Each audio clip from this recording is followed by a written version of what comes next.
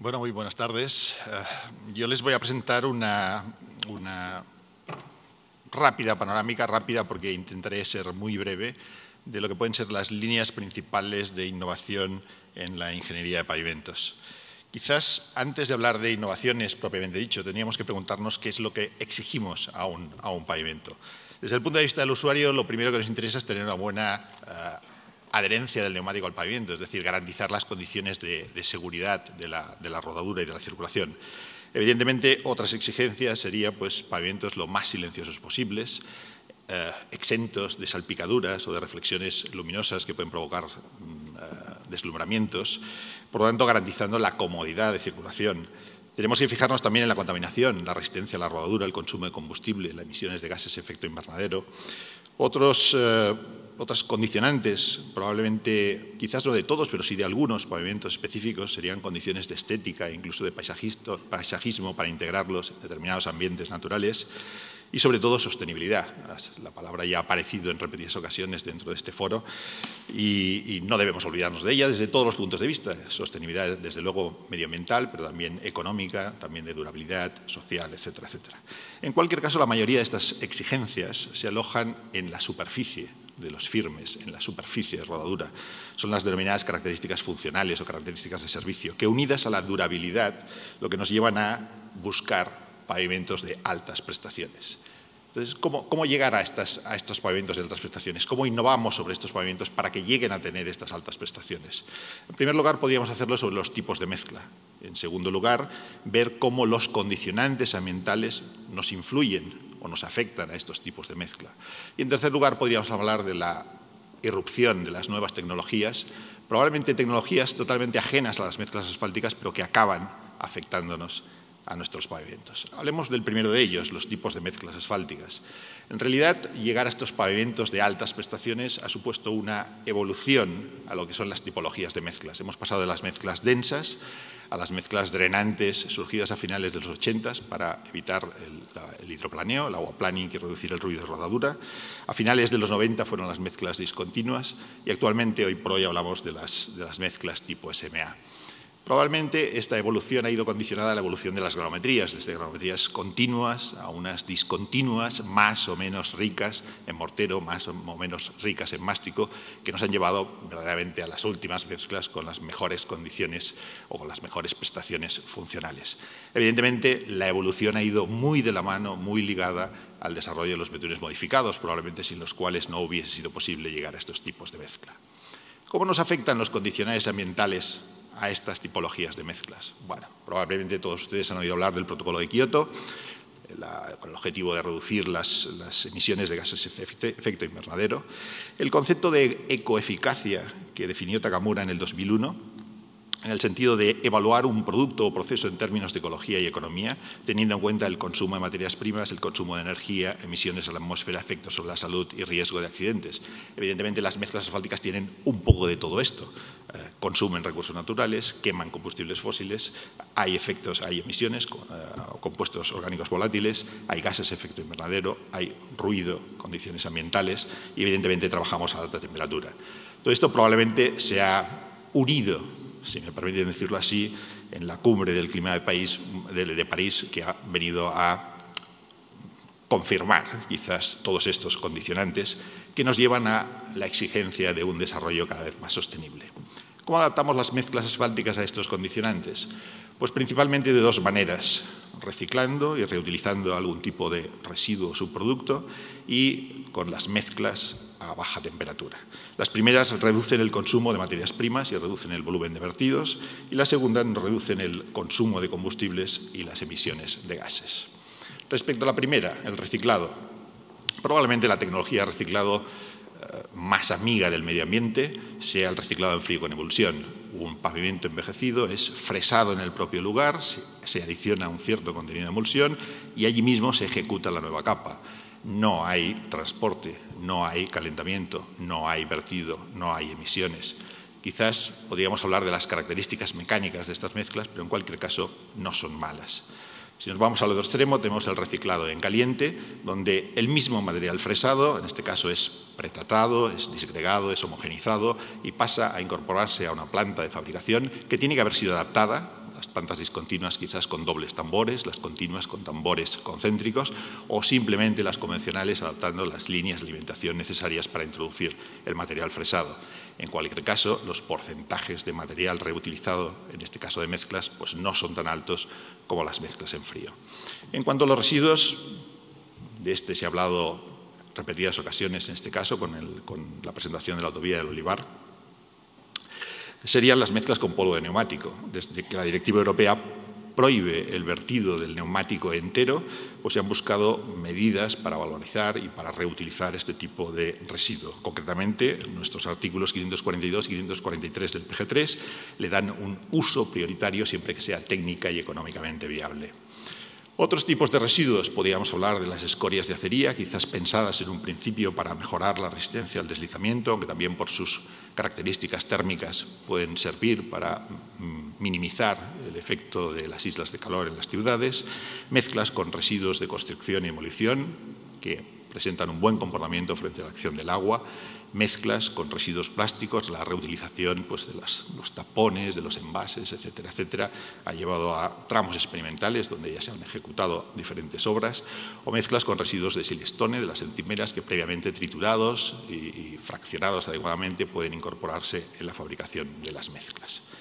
Y la segunda línea, las mezclas a baja temperatura. Probablemente han visto en repetidas ocasiones este gráfico donde nos da el consumo de combustible en función de la temperatura de fabricación.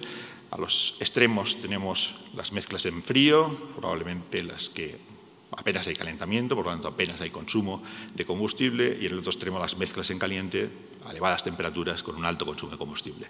Y probablemente las mezclas a temperaturas intermedias son las que pretenden aproximar estas dos técnicas, no solo en cuanto a las reducciones de consumo, sino también en cuanto a la homogenización de las propiedades mecánicas que presenten. Hablamos de las mezclas templadas y de las mezclas semicalientes. Las primeras consisten en mezclar unos áridos a unos 90 grados con una emulsión. Presenta la ventaja de eliminar los problemas de la maduración de las mezclas en frío, garantiza algo mejor que las técnicas en frío la interacción entre el betún nuevo y el betún viejo.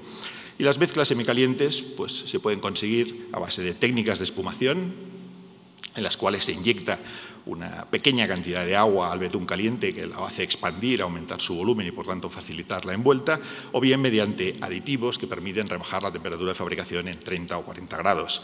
Hablamos de las zeolitas sintéticas o de las ceras que reducen la viscosidad, las primeras por espumación, las segundas por temas químicos, o los tensoactivos que reducen la tensión superficial.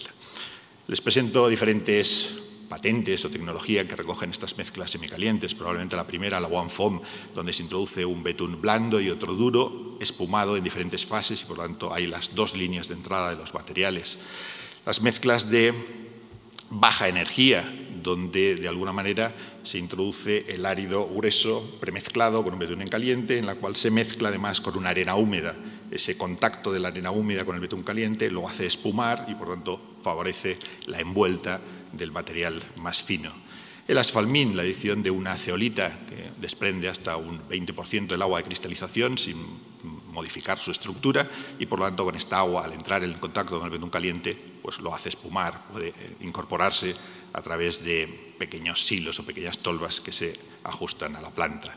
El Sasovit, la adición de aditivos orgánicos, puede ser directamente al betún o directamente a la mezcla en forma de copos o en forma de gránulos que también son introducidos en los procesos de fabricación, o otro ejemplo, el Evotherm, donde el aditivo químico es introducido directamente en una emulsión y por tanto es lo que se incorpora a la planta de fabricación. En cualquier caso, el panorama de fabricación de las mezclas nos ha cambiado radicalmente con el uso de estas técnicas. Hemos pasado de paisajes, como el que tienen a la izquierda, con una cierta cantidad de humo, a paisajes limpios, libres de humo, o bien, sobre todo en las tolvas de recepción, después de la fabricación, pues cuando se descarga sobre los camiones, pues la humareda que dejaba la mezcla en caliente a la utilización a la derecha de las mezclas semicalientes.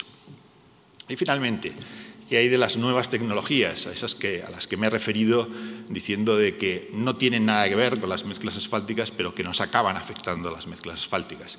A lo largo de las sesiones de esta semana pues han salido algunas de ellas. Voy a pasar de nuevo por encima de ellas para intentar recogerlas globalmente. Hablaremos de pavimentos descontaminantes, de pavimentos autorreparables, de pavimentos captadores, generadores de energía o de pavimentos que son capaces de autodiagnosticarse. Los primeros de ellos, los pavimentos descontaminantes, ya se han tratado en estas sesiones a partir de un material que es el dióxido de titanio y un efecto de fotocatalización, es decir, la acción de la luz, de la radiación solar, pues permite convertir los óxidos de nitrógeno, los NO y los dióxidos de nitrógeno, en nitratos que no son contaminantes y que son evacuados sin ningún tipo de problema. La técnica de puesta en obra, por decirlo así, puede ser a través de una percolación, de una lechada especial que contiene el dióxido de titanio sobre una capa suficientemente porosa o con suficientemente textura para admitir este tipo de tratamiento, o bien mediante la pulverización sobre la superficie existente. El primero de ellos nos fue presentado la tarde de ayer. Los pavimentos autorreparables. Les presento dos ejemplos, los primeros de ellos en los que se ha introducido en el interior de la mezcla una fibra de lana de acero y mediante un calor producido por inducción se calientan, ese calor se transmite al ligante, el ligante se reblandece y consecuentemente puede llegar a reparar las posibles fisuras que se han generado con el paso del tiempo sobre la mezcla. Otro ejemplo es lo mismo, pero introduciendo dentro de la mezcla cápsulas con pequeñas cantidades de rejuvenecedor. Estas cápsulas quedan embebidas dentro de la mezcla, de la estructura de la mezcla, y a medida que la mezcla va sufriendo las actuaciones del tráfico, llega un momento que, por las condiciones de los esfuerzos que se provocan, se rompen las cápsulas en el interior, se libera el rejuvenecedor y, por tanto, se regenera el betún, regenerando la posible fisura o el posible daño que se hubiera producido en la mezcla. Los pavimentos captadores de energía. Bueno, probablemente tendríamos que empezar hablando de los elementos piezoeléctricos. Yo no quiero hacerlo sin mencionar el trabajo de Pérez Lepe, que fue galardonado en la última edición del Premio Internacional a la Innovación Juan Antonio Fernández del Campo, en el que desarrolló un tren de cargas a escala pequeña, a escala de laboratorio, en el que ponía de manifiesto cómo ese pequeño tren de cargas pues inducía, hacía reaccionar precisamente a los elementos piezoeléctricos para generar esta energía. Pero no hablamos de un experimento a escala de laboratorio. Esto en realidad se ha puesto ya en obra y tienen abajo a la derecha pues unas fotografías que corresponden a una carretera puesta en Israel, donde estos elementos piezoeléctricos ya se han instalado en el interior del pavimento, capaces de captar la energía al paso de los vehículos pesados. Lo siguiente, para captar la energía, pues los paneles solares, evidentemente la energía fotovoltaica. Quizás a lo mejor estamos aún lejos de hacer carreteras con paneles solares, pero tienen las fotografías que les presento en esta transparencia, pues son la inauguración de una pista ciclista en Holanda que está verdaderamente hecha exclusivamente con estos paneles. ¿Por qué no esta técnica no puede llegar precisamente a nuestras carreteras? O quizás el último ejemplo de pavimentos generadores, captadores generadores de energía serían los pavimentos fotoluminiscentes, aquellos en que podemos generar una mezcla asfáltica con algún tipo de elemento, concretamente un aluminato de estroncio, más un agente desestabilizador que hace que la mezcla se recargue de energía durante el día y por la noche, sin ningún tipo de iluminación, es capaz de devolver esta energía en forma de luz. Eso nos permitía, por ejemplo, marcar de noche pues, los márgenes o los límites de una carretera, o en el ejemplo que tienen a la derecha, pues, pequeñas piezas que se incorporan en las barreras que por la noche quedarán iluminadas sin ningún tipo de otra iluminación artificial y por tanto se verá perfectamente el margen del puente. Y bueno, pues quizás hablarles un poco de la visión del futuro. ¿Qué dice Laffer sobre la carretera del futuro? Pues en principio dice que tiene que cumplir tres condiciones. Las carreteras tienen que ser adaptables, tienen que ser automatizables y tienen que ser resilientes. Y con estas tres características permite como establecer diferentes niveles de eficiencia energética y catalogarlas de alguna manera con estas etiquetas que tienen abajo a la izquierda como si de un electrodoméstico se tratara, es decir, es de tipo A, es de tipo B, etcétera, etcétera. ¿Qué queremos decir con que el pavimento sea adaptable? Pues probablemente una fabricación modular, rápida de ejecución y, por supuesto, rápida de reparación, que permita albergar todos los elementos en los que probablemente están pensando, cualquier tipo de sensor, de cable, de canalización, etcétera, etcétera. Y, por tanto, la el mantenimiento o la operación de esa carretera tiene que ser muy rápido de poderlo rehacer. Automatizable. Yo creo que también a lo largo de las sesiones ha salido esta palabra, es decir, la carretera tiene que ser capaz de interactuar con el vehículo y tiene que ser capaz de comunicarse. Probablemente el ejemplo más rápido que podemos encontrar sería pues, un recargador del vehículo eléctrico sin contacto, sencillamente a través de inducción, en que estos vehículos pudieran recargarse de la propia infraestructura. Y resiliente, pues quizás estamos lejos de evitar situaciones como la que tiene en la fotografía de la izquierda en la parte de arriba, en que es el fruto de una gran inundación. Pero hoy por hoy tenemos pavimentos calorifugados, que por tanto con los dispositivos o con los sensores adecuados permiten, digamos, incorporar este tipo de calor pues, para evitar la formación de placas de hielo en el pavimento. O un ejemplo un tanto singular que han desarrollado en Japón, en Tokio, donde debajo de un pavimento drenante, en vez de evacuar el agua hacia los márgenes laterales, la mantienen en la capa inferior para precisamente minimizar el efecto de las islas de calor en las grandes ciudades. Y por último, pues la carretera tiene que ser autodiagnosticable. Es decir, no solamente tiene que ser modular, no solamente tiene que ser automatizable, no solamente tiene que ser resiliente, sino que si es capaz de conectarse con el vehículo, ¿por qué no se puede conectar con un centro gestor e irle indicando, pues me estoy deteriorando de esta manera, me estoy fisurando, etcétera, etcétera? Bien, quizás con todas estas tecnologías, como he dicho, un poco ajenas a las mezclas, pero que acaban revirtiendo sobre los propios pavimentos, quién sabe si en un medio o corto plazo, pues dejaremos de ver la construcción de nuestros pavimentos con las técnicas habituales para a lo mejor verlos sencillamente desenrollar, como si de la alfombra de nuestro comedor se tratara. Eso es todo por mi parte. Muchas gracias por su atención. Buenas tardes. Bien, pues voy a presentar una investigación encaminada a preparación de unos nuevos materiales de construcción con el objetivo de mejorar la sostenibilidad ambiental en entornos urbanos mediante la disminución de gases NOx, óxidos de nitrógeno. En la tarde de ayer escuchamos no una sino dos presentaciones que trataban sobre este mismo tema y hoy mismo en la presentación anterior pues también se ha mencionado esta técnica. Aún así creo que merece la pena pues comentar un poco esta investigación de la que trata mi presentación, puesto que persiguiendo el mismo objetivo pues busca alternativas al empleo, al tradicional empleo y tradicional mecanismo de las reacciones que se desarrollan para descontaminar el aire y, digamos, lo plantea todo el proceso desde un enfoque diferente. Bien. Vale, a modo de introducción, pues sabemos que la actividad humana, el desarrollo de la industria, pues entre otros efectos, ha tenido unos efectos negativos sobre la calidad del aire que respiramos.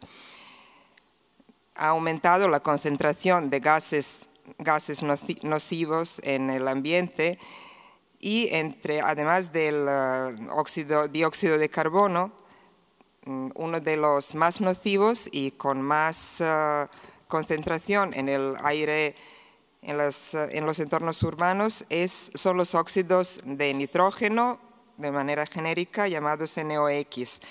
Estos gases irritan el sistema respiratorio, aumentan la susceptibilidad a las infecciones respiratorias, contribuyen a la formación de lluvia ácida, al efecto invernadero, calentamiento global y el cambio climático del planeta.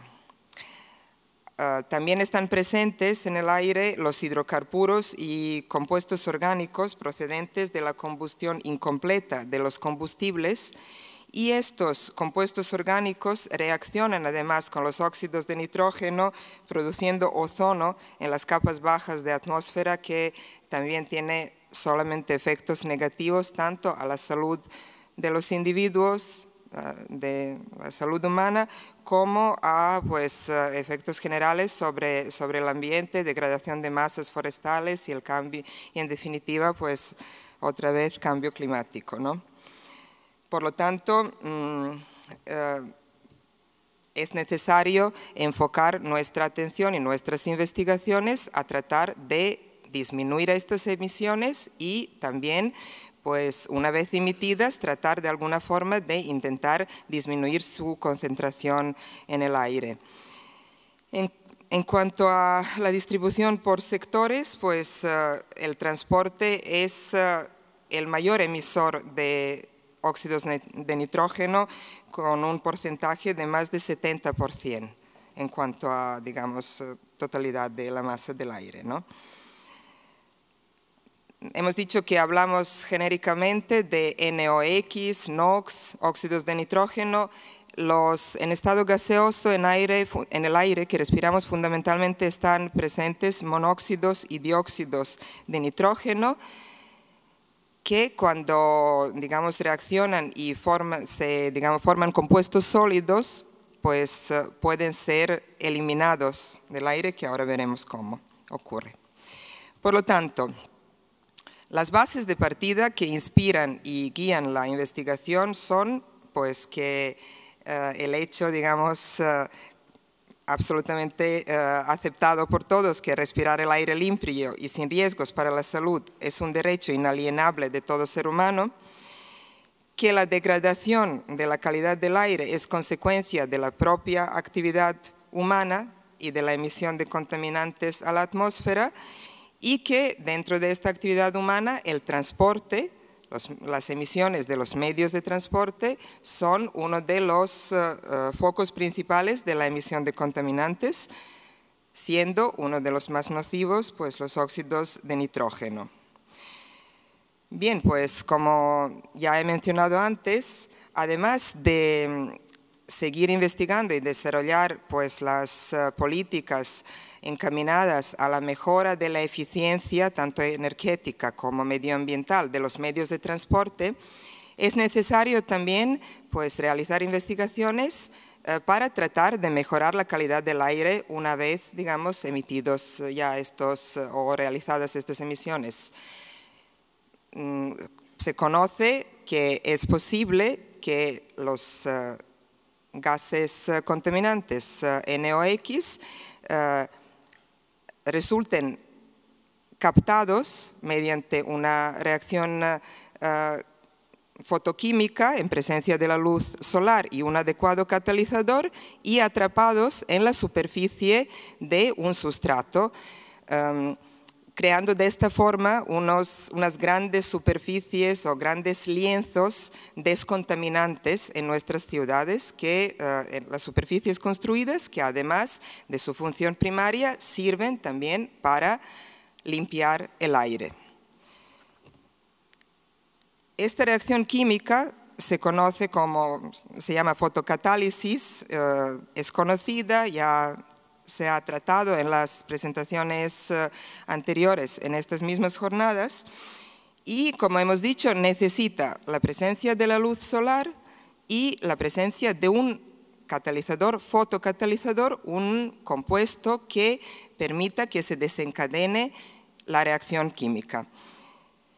El fotocatalizador por excelencia, y que se ha empleado y se emplea, y digamos ya hay muchas experiencias realizadas con él, es el dióxido de titanio. Este se activa por la exposición a la luz solar ultravioleta y origina la disposición química de los contaminantes que quedan atrapados en la superficie construida y como sólido, como nitratos, y posteriormente pueden ser lavados ya mediante, pues, un baldeo, mediante la lluvia, ¿no? Y eliminados de esta forma del aire. El dióxido de titanio, pues, presenta muchas ventajas como fotocatalizador, por ejemplo, una elevada estabilidad, baja toxicidad, compatibilidad con los materiales de construcción y elevada actividad fotocatalítica. Pero también presenta una gran desventaja, y es su elevado coste, que hace complicado, pues, o difícil su uso de manera extensa. Por lo tanto, esta investigación se centra en buscar una alternativa de bajo coste para el dióxido de titanio como aditivo, para utilizar como aditivo fotocatalizador dentro de la preparación que vamos a realizar. Y en concreto se centra en los óxidos de hierro, y dentro de los óxidos de hierro en hematita como el óxido de hierro más estable en condiciones ambientales y con mejores propiedades fotocatalíticas, que tiene capacidad de activarse con la irradiación solar de la manera parecida en la que lo hace dióxido de titanio, y que además tiene una ventaja con respecto a este, y es que utiliza la fracción visible de la luz solar, con lo cual es un intervalo más grande, mientras que el dióxido de titanio necesita la fracción ultravioleta para ser activado.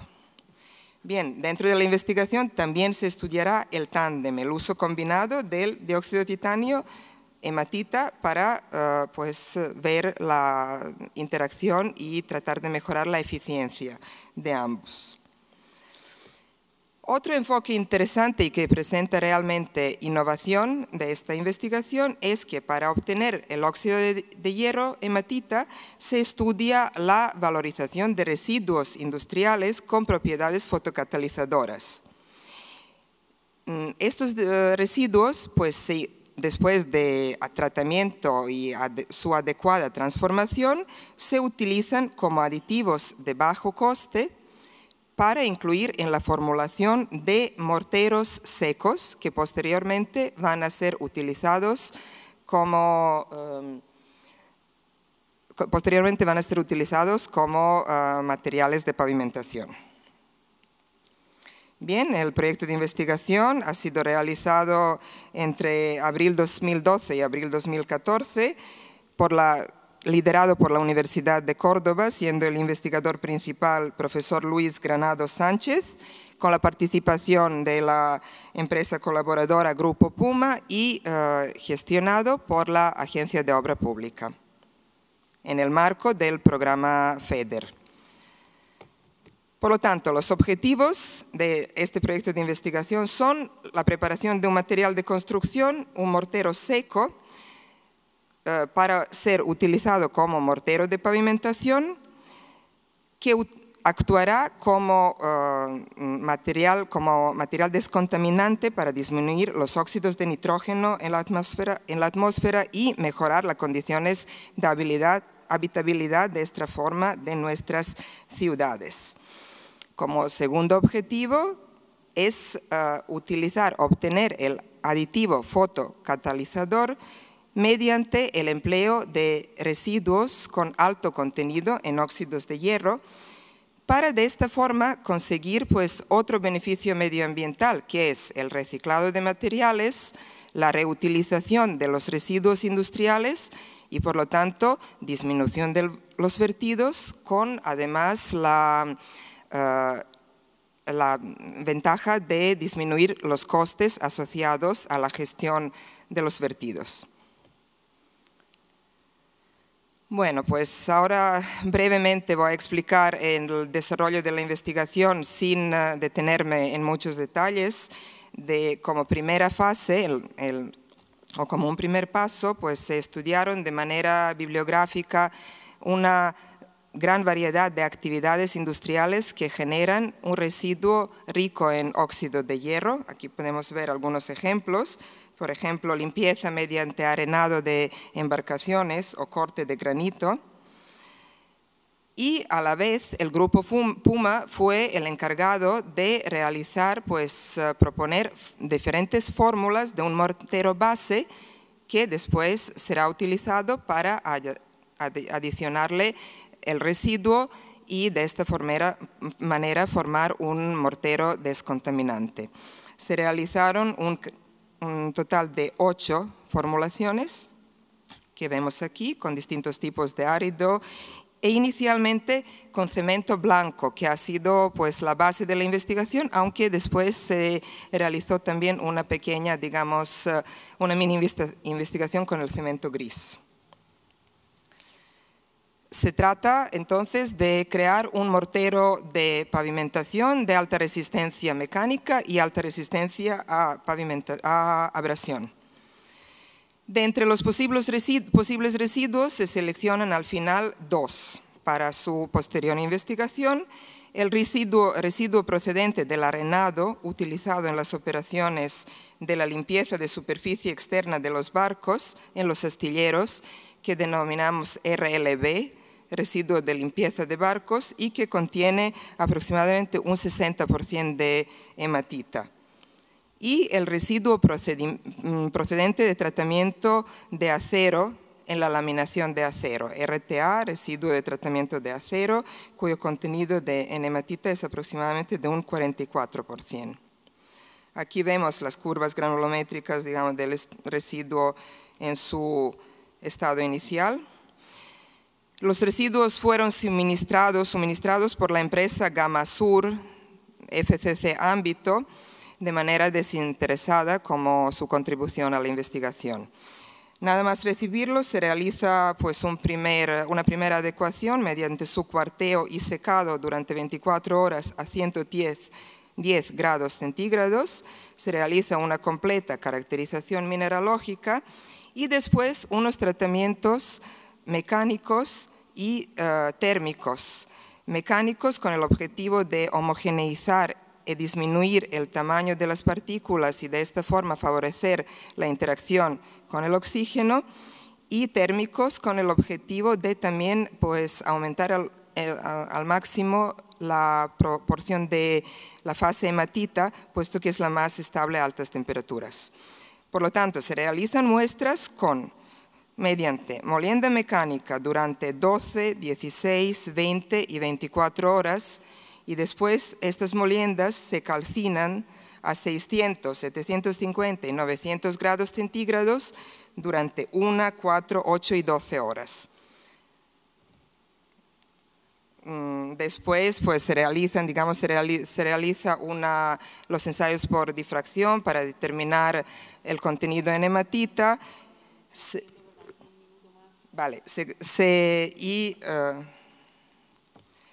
Posteriormente, este aditivo de esta manera obtenido se añade a los morteros preparados antes en porción de 5 o 10%.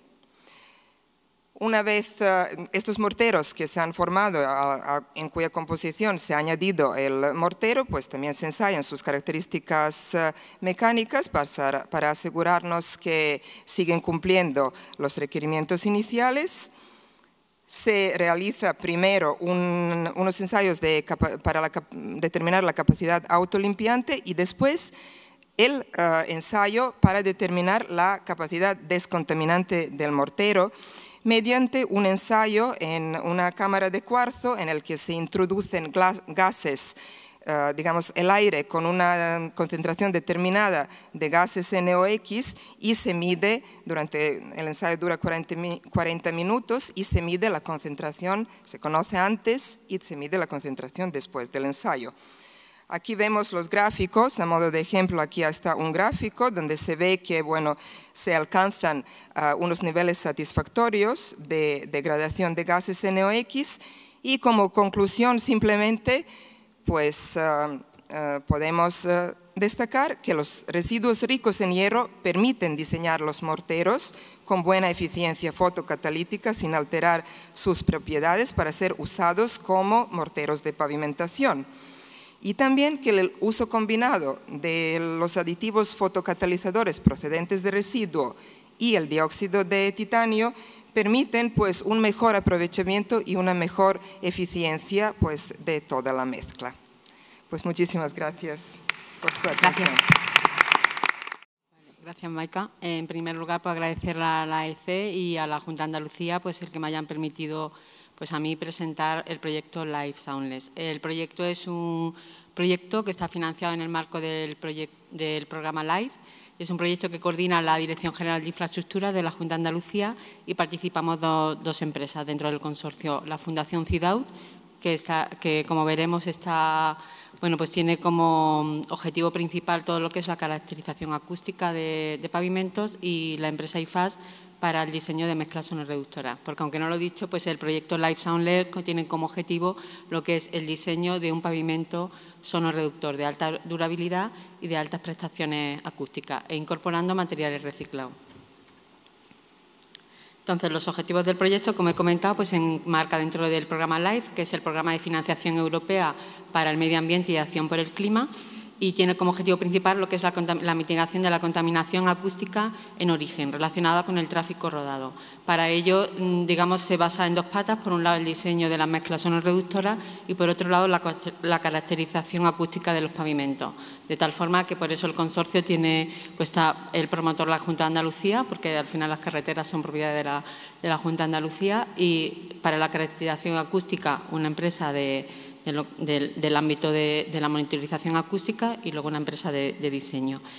Como es dentro del programa LIFE, se potencia mucho que tenga digamos, lo que es incorporación de materiales reciclados en todo lo relativo a actividades de construcción. Por eso también en el diseño se ha intentado incorporar materiales reciclados a las mezclas.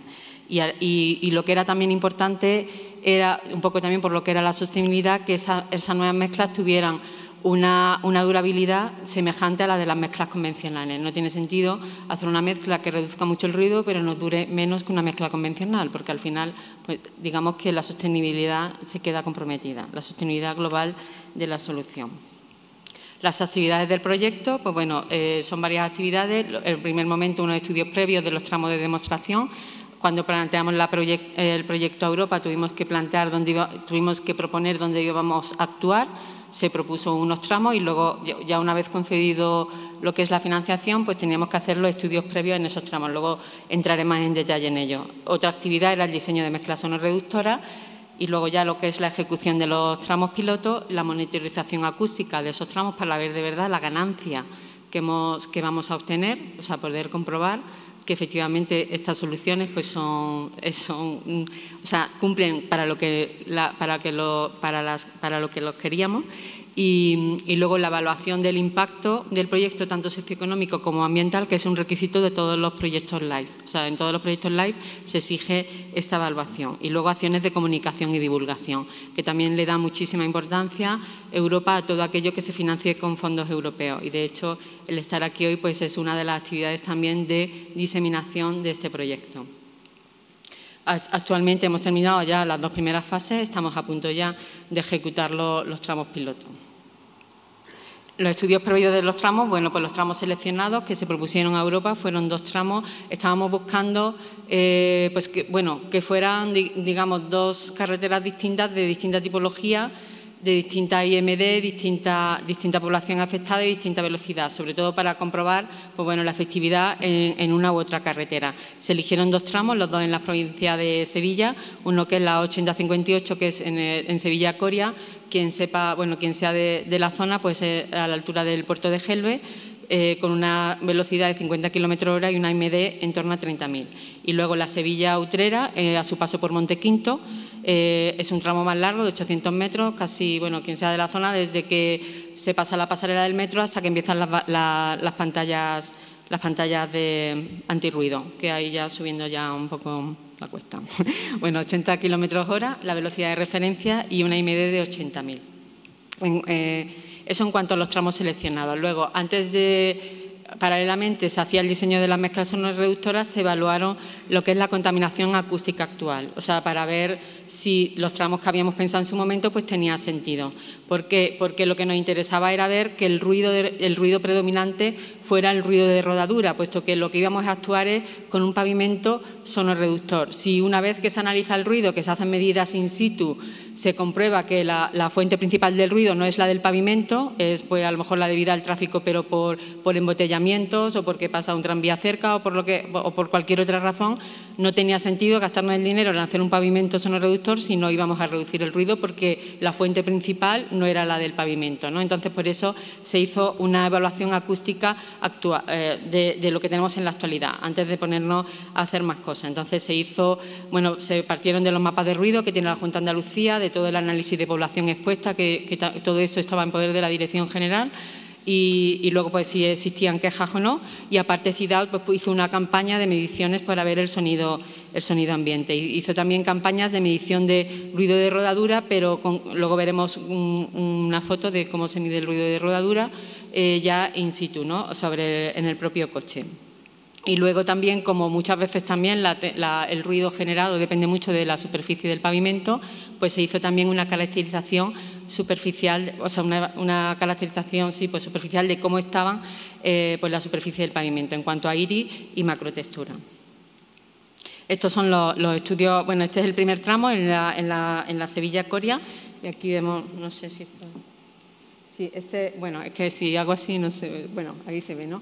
El tramo sería sobre el que se actúa. Entonces, es un tramo que, bueno, la línea roja, o sea, lo que indica es que hay un nivel alto de ruido superior a 70 decibelios. La población expuesta, pues bueno, eso también se hizo en estudio partiendo de los datos que tenía la Junta de Andalucía, y bueno, lo que es el nivel de ruido medio, pues superior a 65 decibelios, 232 personas, superiores a 70, 151. El tramo 2, en lo que es el paso por Montequinto de la 376, aquí podemos ver, ahí se puede ver lo que es el inicio y el fin del escenario. La población afectada, lógicamente, es mayor. Tenemos superior a 65, 1.316 personas y superior a 70, 101. Para comprobar lo que he comentado antes del ruido de rodadura, de asegurarnos de que era el ruido, la fuente principal del ruido, pues se puede ver en esta figura. En esta figura es un análisis espectral que se hizo como de una medida de 24 horas con una estación fija. Entonces, lo que se ve es que los niveles rojos son los que indican el mayor nivel acústico, y la frecuencia está en 1000 hercios. Bueno, ahí no se ve nada, pero se lo creen porque entonces 1000 hercios lo que indica es que el mayor ruido corresponde al ruido de rodadura, porque el ruido de rodadura está en torno a 1000 hercios, con lo cual veníamos a demostrar, o sea, lo que nos aseguraba era que íbamos por buen camino, o sea, que donde queríamos actuar, si hacíamos un pavimento sonorreductor, luego sí va a haber una ganancia, sobre todo pues, de los ciudadanos, ¿no? Este es un ejemplo que he comentado de la medida del CPX, pues se ponen unos micrófonos en la rueda con un neumático normalizado, y lo que mide es directamente el ruido de rodadura. Se hicieron los tramos en ambas calzadas, tanto en el entorno, vamos, en la Sevilla-Coria como en la 376. Los niveles que se dan tan altos de 94 decibelios no es lo que percibe el ciudadano, o sea, no es lo que percibe el vecino. Esto es justo en el entorno inmediato de la rueda del pavimento. Luego, lógicamente, el vecino recibe muchísimo menos, pero bueno, aún así, pues son niveles altos, o sea, no son, vamos, en fin, son considerables de ruido. En la 376 el ruido es mayor, también es mayor la velocidad, ¿vale? Entonces, pues bueno, la generación del ruido de rodadura era mayor. Aquí podemos ver en lo que es la tabla, pues el CPX 94 en la Sevilla-Coria y 104, es que en la 376 hicimos medida a 50 y a 80 km/h. 80 km/h, pues lógicamente la emisión de ruido es mayor. Y luego el SPB, bueno, es otro método de medida que ya no es tan directo en la rueda, sino es más en el ambiente. Por eso hay diferencia, es a la baja, ¿no? Digamos que se percibe menos nivel acústico. En cuanto a las características superficiales del pavimento, pues bueno, lo que vinimos a comprobar, pues bueno, que el pavimento estaba bastante deteriorado, sobre todo en la 376, lo que es el escenario 2, y eso lógicamente tiene una influencia negativa en la generación del ruido, ¿vale? O sea que, bueno, pues que en realidad no... Digamos que el pavimento sonorreductor va a eliminar ruido simplemente ya por el hecho de que el pavimento antiguo estaba en mal estado. Por eso también, para no desvirtuar los resultados que obtengamos, cuando ejecutemos el tramo piloto vamos a hacer una mezcla convencional tipo AC, que es la que normalmente coloca la Junta de Andalucía en las carreteras convencionales. ¿Por qué? Pues para que la ganancia de verdad la podamos medir con un pavimento en las mismas condiciones. Sería un poco alterar el resultado si medimos el pavimento del sonorreductor recién puesto con un pavimento que a lo mejor lleva 6 años. Pues lógicamente el pavimento de 6 años va a generar más ruido. Entonces la idea es compararlo con una mezcla AC convencional recién extendida en el mismo tramo y sometida además al mismo tráfico. En cuanto al diseño de las mezclas sonorreductoras, pues bueno, como he indicado, la mezcla de referencia va a hacer lo que es una mezcla C16 Sur semidensa, o sea, lo que sería la S12, y hemos cogido como mezcla para trabajar en el diseño de la mezcla sonorreductora la mezcla SMA8, ¿no?, que se propuso en el proyecto SMA. Hemos variado un poco el uso, pero bueno, el uso de referencia sobre el que partíamos era el uso que se proponía en el proyecto SMA. Y como residuos utilizados, pues hemos empleado en el estudio el nylon y el caucho procedente de neumáticos fuera de uso, los plásticos de invernadero que habíamos ya utilizado en el Plastic Road y luego un nuevo plástico que era el procedente de cableado eléctrico. Esto en la etapa de diseño de laboratorio. Luego ya veremos las que se van a poner realmente en la obra.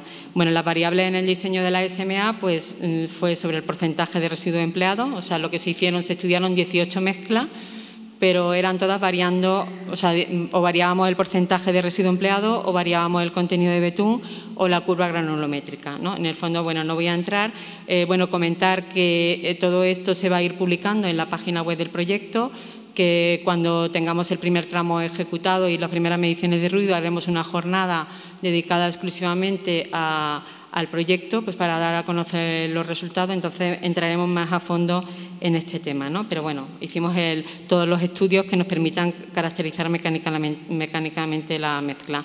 Como conclusiones de la evaluación mecánica, pues todas las mezclas ensayadas, salvo las que contenían el plástico de cableado eléctrico, cumplían especificaciones de PG3.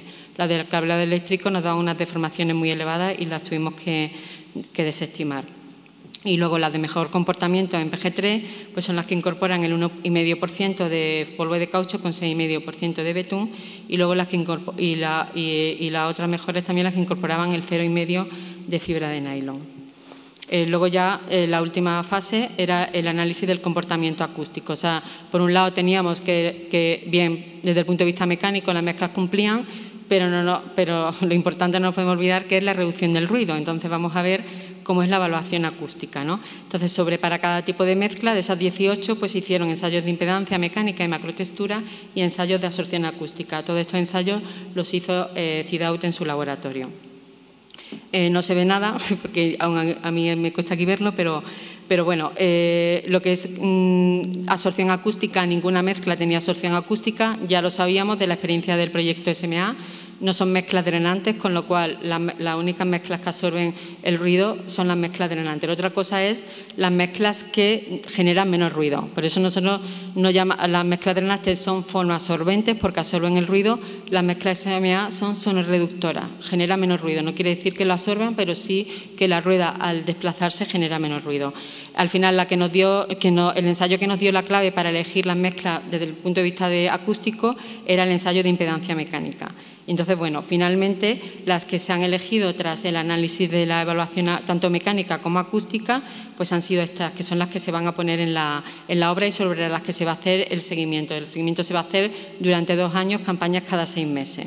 Entonces, la mezcla en el escenario en la Sevilla Coria se va a poner en una calzada una mezcla SMA con el 6% de betún y el 1% de caucho, y en la otra calzada el 6,5% de betún y el 1,5% de caucho.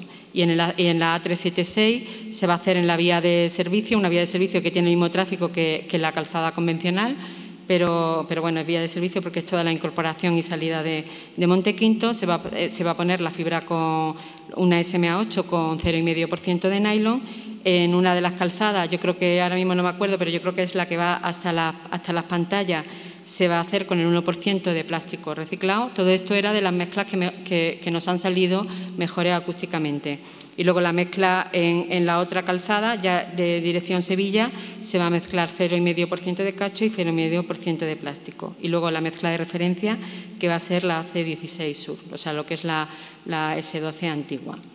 Y bueno, muchas gracias por su atención. La página web es un poco larga, pero bueno, está ahí en la transparencia y también el correo de contacto. Y gracias por su atención.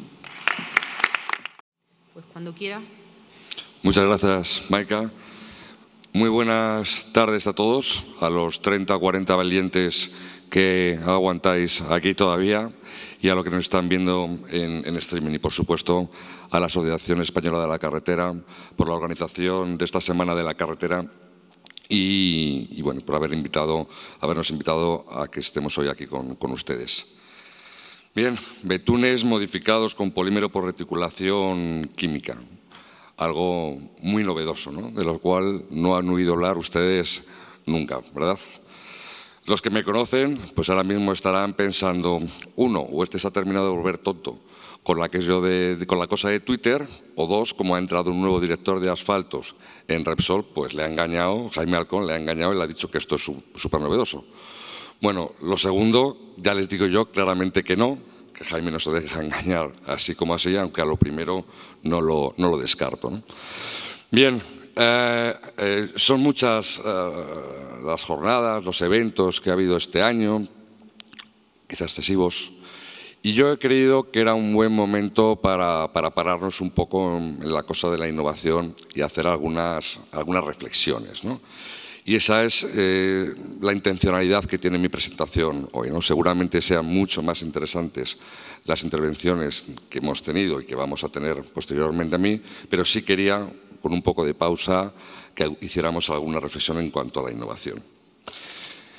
Bien, con carácter general, hay cosas que ya están inventadas, ¿no? Si no mejora lo que hay, pues ¿para qué seguir por ahí, ¿no? En segundo lugar, el greenwashing, que para los que no conozcan este término es el marketing verde, ese marketing detrás del cual no hay prácticamente nada, pues va a estar muy penalizado, bueno, ahí pongo en el medio y en el largo plazo. Diría que incluso en el corto está siendo ya penalizado, ¿no? La información corre muy rápido, todo el mundo tiene mucho acceso a mucha información y en cuanto se ven prácticas como esta, bueno, pues los mercados y sobre todo los consumidores usuarios lo suelen penalizar. Y la rentabilidad económica no debe ser la única palanca motriz de la innovación, ni directa ni indirectamente. De hecho, empieza a no serlo, ¿no? Si aterrizamos un poco ya en nuestro sector, en la cosa de las carreteras, bueno, pues no solamente en el marco de la innovación deben considerarse no solamente aspectos económicos, sino también aspectos sociales y, como bien decía ayer el profesor Ángel San Pedro, aspectos medioambientales.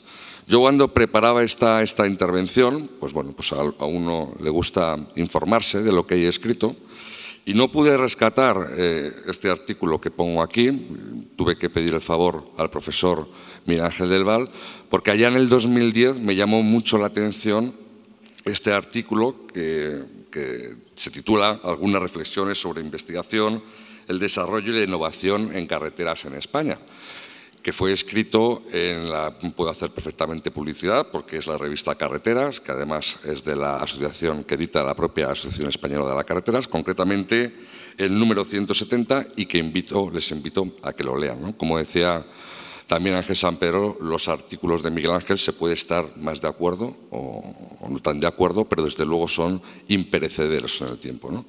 Y sin pretender ser un resumen, lo que yo les pongo a continuación o lo que yo les voy a poner a continuación, porque no se trata de un resumen, en lo que sí que podemos coincidir, y creo que todos estamos de acuerdo, es que en coyunturas desfavorables es cuando más hay que investigar, desarrollar e innovar. Como decía la vicepresidenta de ATEP, Núria Huguet, la semana pasada en la Jornada Nacional de ATEP, bueno, con aquello de que está de buena esperanza, felicidades Núria, decía que la innovación es como los niños, ¿no? Que es inversión y no es un gasto.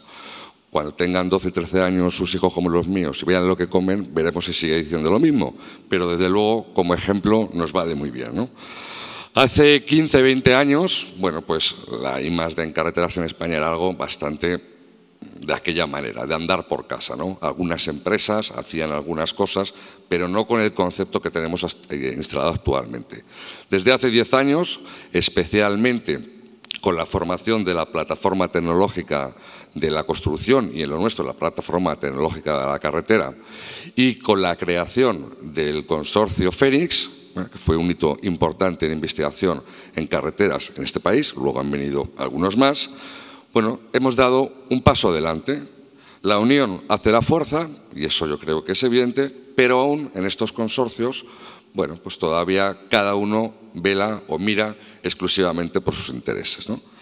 En mi opinión, tenemos que instalar en nuestro sector un verdadero concepto de empresa tecnológica, que a verlas, haylas, no tengan ninguna duda, ¿no?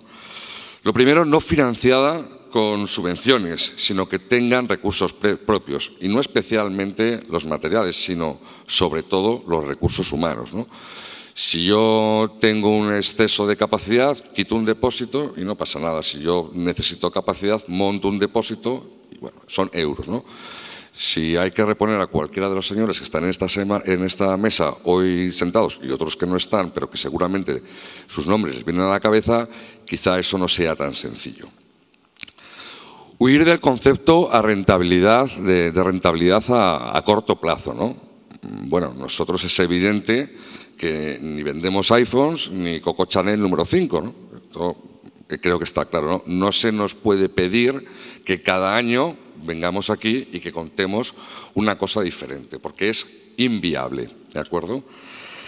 Las alianzas sostenidas con las universidades, ¿no? No en ese concepto que tenemos de que la universidad se supedite o se subordine a los intereses que tiene la empresa, sino que de alguna manera haya cierta empatía, ¿no? Que si yo establezco una alianza con Maika y con Fernando, por ejemplo, y aprovecho para felicitarles por su magnífico labor, bien, bueno, pues yo tendré que entender bueno, que el conocimiento es el conocimiento, pero ellos de alguna manera tienen que entender que yo pertenezco a una organización, pertenezco a una empresa con unos objetivos determinados, ¿vale? No se trata de que ellos se supediten a ellos, pero sí que nos entendamos.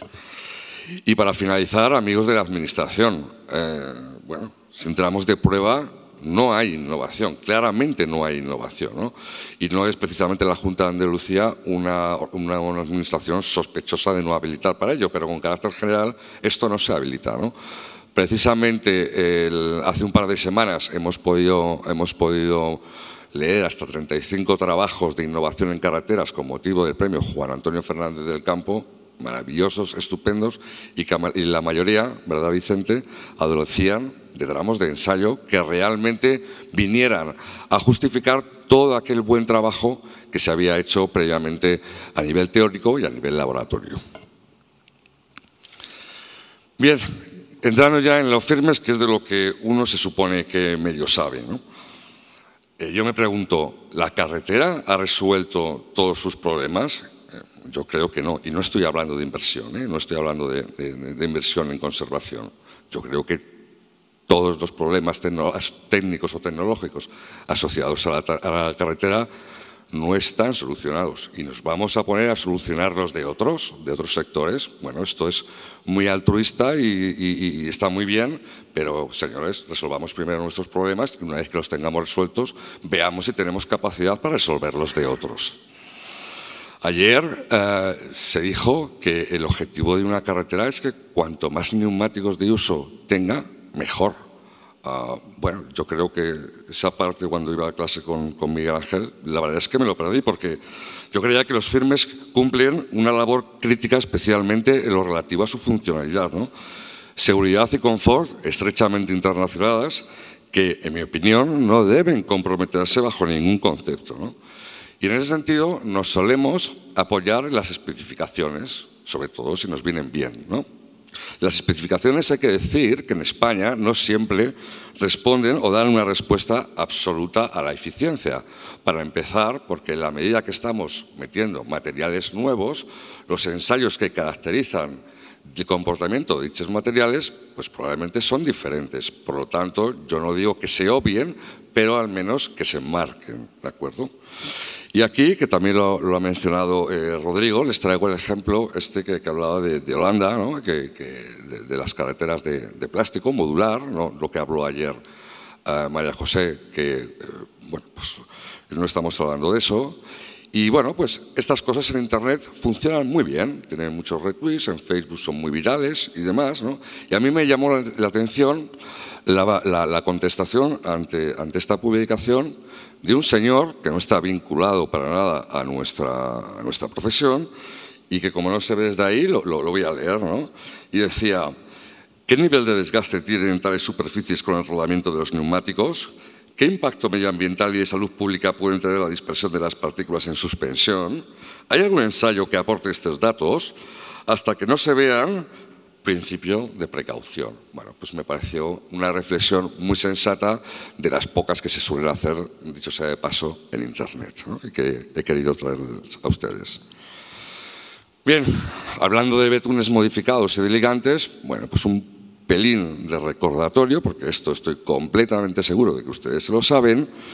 Hay que decir que el ligante, por encima de todo y por encima de cualquier cosa, es el que resiste los esfuerzos de tracción en la mezcla bituminosa y es el que le da cohesión, ¿no? Las mezclas bituminosas están sometidas a tracción, ya sea directa o indirecta, al menos en estas situaciones, tangencialmente en superficie, por flexión entre capas y firmes flexibles y en contacto con capas hidráulicas en firmes semirrígidos por la dilatación de estos. Como dice mi amigo Andrés, que acaba de marcharse ahora y aunque esté jubilado lo seguirá diciendo, más cantidad de betún y un betún mejor en la mezcla resistirá mejor estos esfuerzos y eso, lógicamente, redundará en la durabilidad y, por lo tanto, en todos los aspectos económicos, medioambientales y sociales que decíamos anteriormente. Algunas consideraciones también sobre las viscosidades de los ligantes bituminosos y algunos mitos o pseudomitos que hay por ahí. La viscosidad, que es la resistencia a fluir del betún, puede ser aumentada mediante la adición de materiales. Si hay interacción molecular entre ambos elementos, entre el betún y el aditivo, el betún habrá aumentado intrínsecamente su viscosidad, como sucede en los betunes modificados por reticulación. Si no hay una interacción molecular entre ambos elementos, o esta es parcial, la viscosidad del sistema lógicamente aumentará, pero la viscosidad intrínseca del ligante será inferior a la del sistema. Finalmente, decir que la mayor viscosidad intrínseca del ligante, no la del sistema, entre otras cosas, confiere al ligante y a su función en la mezcla la mejora de las cualidades radiológicas conocidas de los betunes modificados. ¿De acuerdo? La mezcla de un betún y un polímero, cualquiera que sea, nos puede dar lugar a estas tres situaciones. Y no estoy aquí hablando de reticulación química, con carácter general. Disolución, si se diluye uno en el otro, no hay mejora significativa. Por lo tanto, el betún, aunque tenga polímero, no estará modificado. ¿De acuerdo? Compatibilidad, que es en última instancia lo que queremos. Tendremos una mezcla bifásica que optimiza la viscosidad, la estabilidad, y la modificación en toda la masa del betún y durante todo el tiempo. ¿De acuerdo? Y el escenario que no queremos, el indeseable, es el de compatibilidad, que puede haber una mejora, pero esta es parcial y el sistema es inestable, dando lugar a precipitación de asfalteros, las fracciones más pesadas del betún, exudación de aceites o, en última instancia, la separación del polímero, un hecho que para nada es deseable en ninguna de las fases de la construcción del firme. Y al final, cuando estamos hablando de betunes modificados en su capa de rodadura, específicamente, lo que nos interesa es que el betún trabaje de la manera que ven ustedes ahí en cuanto a fuerza y elongación, especialmente el SBS. A la izquierda, un escenario no deseable, falta de compatibilidad. A la derecha, un escenario deseable, compatibilidad entre polímero y betún. En cuanto al funcionamiento, muy brevemente, lo que estamos haciendo con el betún modificado, asimilable a la construcción de puentes o elementos prefabricados, es constituir el polímero en un cable pretensado que lo que va a hacer es resistir claramente los esfuerzos de tracción. Como decía ayer María José, el polímero absorbe fracciones ligeras y se hincha hasta 6-7 veces. Un minuto. Perfecto, gracias, Maika. El efecto de cizalla tensiona, es decir, estira el polímero. Cuando el betún es compatible, el proceso se hace estable en el tiempo. Es decir, hemos conseguido que el polímero atrape los asfaltenos y se queden perfectamente anclados. Ayer se habló también del precio de los betunes modificados con polímero. Yo también quería hacer una reflexión ante ello. Uno que pues da muchas vueltas por el mundo y por deformación profesional suele fijarse en las rodaduras. Bueno, yo diría que España de lo que debe alegrarse es de tener una tecnología que no se encuentra en Sudamérica, que no se encuentra en África, que es difícil encontrarla en Asia, para que las rodaduras de nuestras carreteras sean lo que son. Y no solamente por parte de una empresa, sino por parte de varias. Si eso no fuera así, los 6.600 millones o 6.000 millones y picos de déficit de conservación que tenemos en nuestras carreteras, que mencionaba hace unos meses el presidente de esta asociación, a lo mejor tendríamos que meterles algunos miles de millones más. Como ya me ha dado un toque Maika, quiero ser respetuoso con el resto de compañeros, ya es tarde. Para mí, la conclusión en cuanto a este asunto, para los que sean un poco más mayores, casi nunca cambiar uno o una de 40 por 2 de 20 es lo más inteligente a medio o largo plazo. Muchas gracias por su atención. Muchísimas gracias. Buenas tardes. Pues vamos a hacer un breve repaso a algunas innovaciones en el desarrollo de ligantes bituminosos de los últimos años, comentando quizá también algunas de las tendencias que estamos viendo un poco en el sector, ¿no? Objetivos en el desarrollo de estos ligantes, son los que evidentemente todos conocemos, ¿no? La ecoeficiencia, mejorar las características funcionales de la carretera, las características estructurales, que al final redunden también en una mayor economía, menor impacto ambiental, por supuesto, y la seguridad laboral. Muchos de estos desarrollos obviamente están ya disponibles, algunos obviamente todavía le necesitan un periodo de consolidación y también, por supuesto, pues se están dando pasos para desarrollar los ligantes del futuro, ¿no? Antes de empezar a comentar algunos de estos ejemplos, sí que quería hacer una pequeña reflexión sobre los nuevos ensayos. También coincido un poco con lo que ha comentado Curro. El ensayo de penetración y punto pues existen desde el año 1918, incluso antes, ¿no? Esto es una norma de asfalto de Estados Unidos, del año 1918, y la norma actual pues exige más o menos lo mismo. Y no digo que para betunes convencionales no sea suficiente, pero es cierto que para las carreteras han evolucionado bastante. Y los materiales y el conocimiento que tenemos que ellos pues también han de evolucionar. Y nuevos ensayos nos permiten profundizar en ese conocimiento de los materiales y poder seleccionar mejor en función del problema que tengamos en concreto, que no tiene que ser el que más polímero tenga en un determinado momento, sino conocer esos productos, pues nos puede ayudar a seleccionar la opción óptima. Y una tendencia que está clara en el sector es la de ir hacia análisis prestacionales, ¿no? Dejar el ensayo empírico a ir a propiedades fundamentales del material. El ensayo reológicos, por ejemplo, o de viscosidad dinámica o por reometría. Efectivamente, estos nos permiten diferenciar diferentes productos. Ahí se ve claramente un betún convencional y unos betunes modificados, como tienen distinto ángulo de fase, es decir, esa mayor elasticidad, que además puede verse en un rango amplio de temperaturas o de ciclos de carga. O sea, que no vemos solo un punto, no es penetración y punto y ya está, vemos más.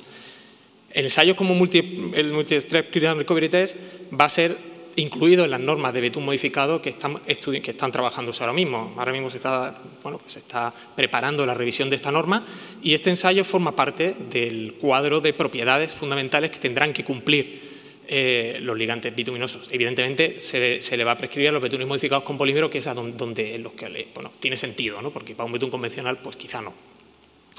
Efectivamente, este ensayo sí que permite distinguir betunes modificados que pueden tener mismos grados PG, si lo hacemos con SuperPave, o si lo hiciésemos a la española, pues igual podrían tener misma penetración en el mismo punto, y sí que son capaces de distinguir, diferenciar el polímero que estemos utilizando y a lo mejor pues, nos permite distinguir cuál es el más idóneo para lo que estamos haciendo. Es decir, el conocimiento y estos nuevos ensayos nos pueden ayudar mucho a seleccionar los nuevos productos. Por supuesto, los ensayos que se han desarrollado en España, el BAD, el FENIX, el UGRFAC, nos permiten también diferenciar y valorar el comportamiento real de estos ligantes. Aquí vemos, por ejemplo, un Rafa V, betún modificado de alta viscosidad, con polímero, pues el comportamiento que tiene mucho más dúctil y digamos, más de mejor durabilidad que a lo mejor otros ligantes, ¿no?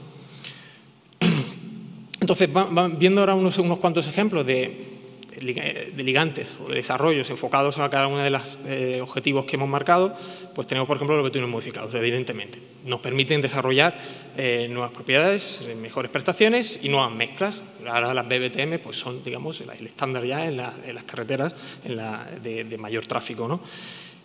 Tendencias que pueden surgir por aquí, bueno, pues quizá ir, evidentemente, a mejorar esos productos y también centrando en betunes cada vez de más altas prestaciones que puedan estar enfocados para aplicaciones muy concretas en las que se necesite una mejora muy concreta de alguna propiedad con modificadores funcionales aplicados a esa propiedad que queremos mejorar, concreta, y por supuesto también pues, todo lo que hemos estado viendo, que se ha visto a lo largo de la jornada, pues, reutilización de polímeros locos, etcétera. Aquí la clave estará evidentemente en mantener unos niveles de calidad suficientemente buenos, y el siguiente salto cualitativo sería, bueno, ¿y somos capaces de fabricar o de idear nuevas mezclas que aporten realmente algo nuevo, que nos mejoren la infraestructura? Las mejoras estructurales, bueno, por supuesto las emulsiones termoadherentes, que no son un desarrollo nuevo, pero que el otro día en la jornada T pues, vimos que no eran las que más se utilizaban frente a los riegos de adherencia. Por supuesto, bueno, pues la aplicación entendemos que la consolidación de este tipo de emulsiones pues, se irá haciendo progresivamente y serán cada vez más utilizadas. Los betunes modificados de altas prestaciones, betunes muy modificados con polímeros, con reacción química, que elevan mucho las propiedades del ligante, mejoran la trabajabilidad, el producto de ablandecimiento, recuperación elástica de alta cohesión, permite fabricar mezclas con alto contenido de betún y muy resistentes, por ejemplo, a fisuración. Ya se habló también de los betunes de alto módulo. Nosotros hemos desarrollado un betún de alto módulo con caucho porque bueno, entendemos que en los betunes mejorados con caucho tienen una ventaja realmente con respecto al betún al que se supone que van a sustituir, ¿no? Bueno, pues ahí ven, por ejemplo, en todo el rango de temperaturas como este betún, pues sí tendría un comportamiento más elástico y a priori pues una mayor durabilidad. También hicimos ensayo de BADE y efectivamente comprobamos pues ese mejor comportamiento a priori de la mezcla con este tipo de ligantes. Las mejoras medioambientales y de seguridad laboral, bueno, de los betunes caucho ya se ha comentado, es evidente, efectivamente no es nada nuevo, y lo que sí quería destacar es el punto que he dicho hace un momento. El betún mejorado sí que supone una ventaja con respecto al betún convencional, cosa que no es, en mi opinión, lo que pasa con los betunes modificados, en cuanto al desempeño. Bueno, pues entonces entendemos que además el volumen de este tipo de productos del betún convencional se aplicaría en muchos más sitios que el betún modificado, con lo cual también tendríamos capacidad para meter muchas toneladas de caucho, ¿no? Comentarles brevemente un pequeño proyecto que sí que hemos desarrollado en cuanto al desarrollo de los polvos de caucho, colaborando con nuestro proveedor. Bueno, lo que se trataba era intentar obtener polvos de caucho que mejorasen aún más, ¿no? Que nos permitiesen mejorar estos productos mediante un proceso de reactivado químico, lo que hacen más que nada trabajando en la fabricación del caucho, ¿no? Del polvo de caucho. Algunas de las conclusiones de este proyecto, bueno, pues que efectivamente sí que vimos que afectaba positivamente esa reactivación. También empezamos a ver que el neumático de coche empezaba a tener una mejor aplicación, con lo cual podíamos aumentar un poco el porcentaje relativo de neumático de coche, lo cual puede ser muy interesante. También podíamos incluso aumentar un poco la granulometría del caucho. No nos teníamos que ir a limitaciones de 0,5, que es lo habitual, sino podíamos irnos a algo más alto sin tener problemas de estabilidad y, por supuesto, incluso podíamos hacer betunes mejorados sin necesidad de usar compatibilizantes, ¿no? O sea, que era bastante interesante. En cuanto a la baja temperatura, pues ya también se ha comentado. Aquí lo que falta es que hay numerosas técnicas, están los ligantes con aditivos, con viscosidades. Sí existen los betunes modificados con polímero baja temperatura. Y bueno, hay distintas técnicas y de lo que se trata ahora es de pues que esto se ponga en marcha, efectivamente, que haya una demanda y que esto también dará pie a bueno, que se vaya evolucionando y se vaya optimizando. Las emulsiones bituminosas, el señor del Val también lo ha comentado, ¿no? Hay un camino por delante, primero de recuperar esas tecnologías y por otro lado de aprovechar los nuevos ligantes, emulsiones modificadas, por ejemplo, para esas técnicas en frío que tienen un campo de aplicación importantísimo en todo el tema de mantenimiento. Microemulsiones o emulsiones bifase que pueden permitir a lo mejor mayor contenido de betún sin problemas de viscosidad, pueden ser tendencias interesantes en este desarrollo. estos productos. Las emulsiones bio, que utilizarían naftas de origen vegetal o tensoactivos biodegradables, también sería una tendencia interesante a tener en cuenta, un desarrollo interesante. Nosotros llegamos a hacer, pues ya tenemos, digamos, un producto terminado, pero bueno, efectivamente tiene el problema del coste y el problema de la falta de demanda todavía. En cuanto a las mezclas templadas, sí que vemos que puede ser muy interesante el desarrollo de estas técnicas, sobre todo por su versatilidad. Pueden ser abiertas, cerradas, y el salto cualitativo sería, oye, pues bueno, vamos a ver si somos capaces de fabricar mezclas templadas, tipo como una BBTM, con verdún modificado, en fin, dar ese salto cualitativo que no sea solo que se acerquen a las propiedades de la mezcla en caliente, sino pues que digamos que no haga falta distinguir entre cómo la ha fabricado la mezcla, ¿no? Aquí felicitar a la Junta de Andalucía por ser pionero en esa redacción de pliegos. Y efectivamente el tema de los reciclados con emulsión en templados, pues que son por supuesto una alternativa muy interesante, en los que el diseño de la emulsión pues un poco a la carta en función del fresado que hay que reciclar, pero que bueno, como ejemplo aquí tienen una obra que hicimos muy rápidamente. Se trata de una subida al santuario de Aránzazu que se hizo con un reciclado con un 80% de tasa de fresado. Una emulsión al 3,5%, ligante final 4,8% y la fabricación de la mezcla pues entonces en torno al 110 grados estaba el fresado, la emulsión a 60 grados, la mezcla salía a unos 95 grados. La facción fina sí que se introducía directamente al mezclador para evitar congestión y que se pegara los cangilones, y alguna acción preventiva para evitar ese tipo de pegados. Al final, en cuanto al ligante, realmente no estamos tan limitados. Quizás la limitación para el desarrollo de estas técnicas sea las propias plantas, y seguramente pues seguirá avanzando para mejorar estos procesos. Aquí tienen algunas fotos de cómo quedaba la mezcla. Ligantes del futuro. Bueno, pues la verdad que hay muchas cosas. Ya hemos visto a lo largo de estos 2 días algunas ideas. Lo que es cierto es que el self-healing, el llamado self-healing, está de moda en numerosos proyectos, que si las nanocápsulas, el rejuvenecedor, etcétera. Nosotros, por nuestra parte, pues también vamos dando nuestros pasos, ¿no? Y hemos estudiado la aplicación de nanotubos de carbono. Más que nada, con la idea de conocer qué nos puede aportar extra, porque si lo que vamos a hacer es subir el punto de reblandecimiento, pues para eso no. Entonces, bueno, de lo que se trata es de nuevas aplicaciones. Lo que sí que vimos es que cuando llegabas a un contenido que tampoco tenía que ser muy alto de estos nanotubos, pues se producía un cambio en el comportamiento eléctrico y conductor del ligante, de manera que era posible calentarlo de manera controlada mediante pues, una aplicación de microondas. Esto lo comprobamos comparativamente con una mezcla convencional. La mezcla con nanotubos, pues 180 segundos de aplicación de microondas. Una mezcla convencional normal la tuvimos en una estufa a 180 minutos a 100 grados, y recompactamos un poco de forma estática y vimos qué tal. Y efectivamente, bueno, pues había cierta recuperación que se evidenciaba mucho más evidente en el caso de los nanos, ¿no? No se llega a la recuperación total, pero sí que había una recuperación comparativamente mayor que la que se producía en la mezcla sin nanos. Estos son pasos muy preliminares, no va a ser para mañana, pero bueno, todavía hay mucho que se puede hacer. Como conclusión, pues bueno, la verdad es que hemos avanzado y hemos cambiado mucho, hemos evolucionado.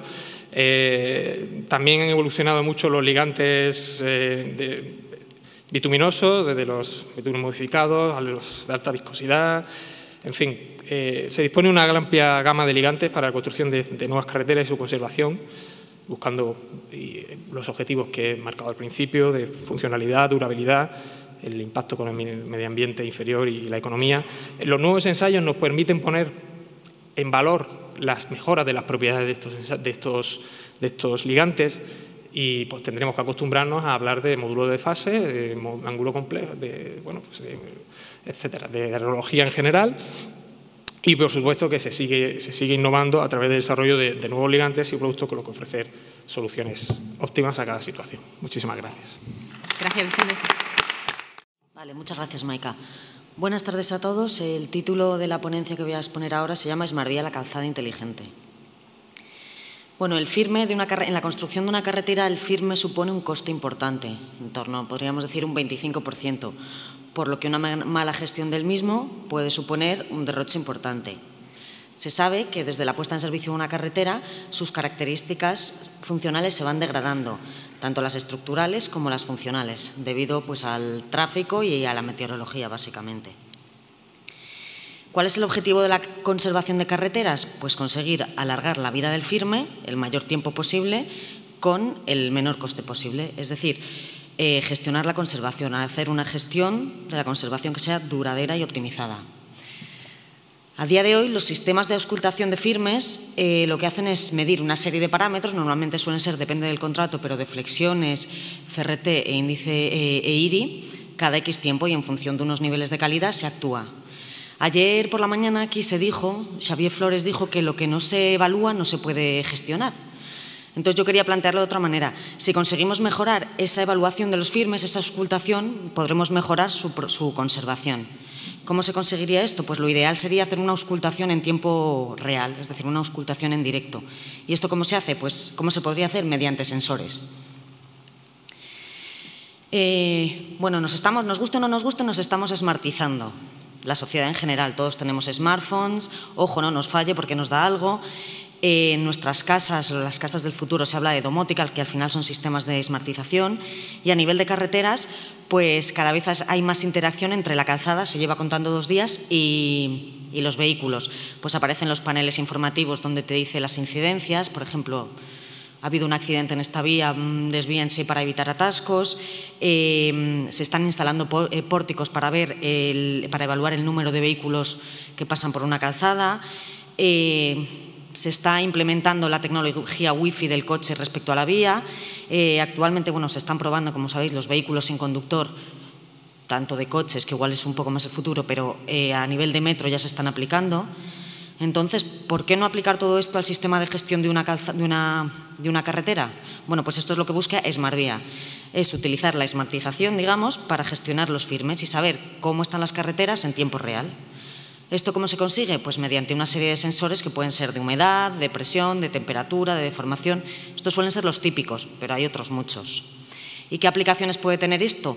Pues en calzadas, en trenes, en tranvías, en temas de vialidad invernal, y seguro que hay otras muchas aplicaciones. Yo hablaré de estas que he comentado aquí. ¿Qué ventajas tiene la monitorización de las vías?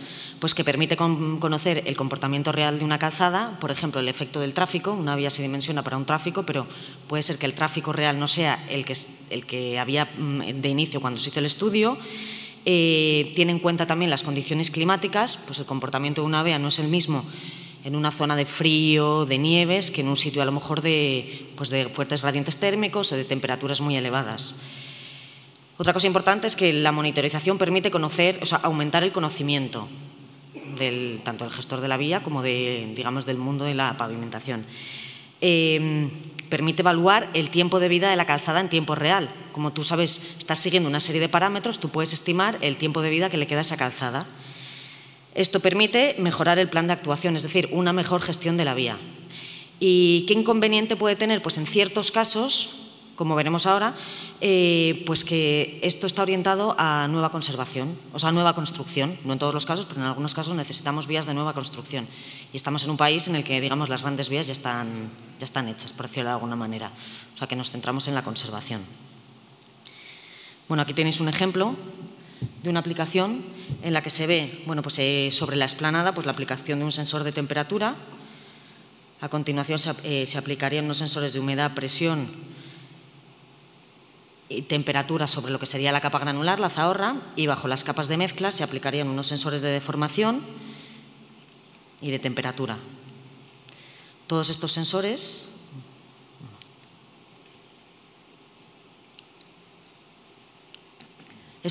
serían conectados vía eléctrica, digamos, si tenemos la posibilidad, a un sistema de adquisición de datos para luego su procesamiento y su análisis para llevar a cabo futuras actuaciones.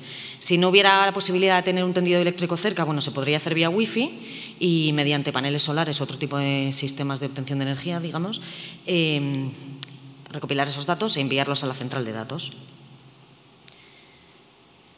Bueno, a modo de resumen, pues decir eso, que serían una serie de sensores que se instalan en función de las necesidades de lo que se quiera medir, la información se recoge en un sistema de adquisición de datos, esto a continuación va a un servidor y se procesan los datos, y el último paso sería pues la toma de decisiones, qué hacer con esos datos, cómo actuar.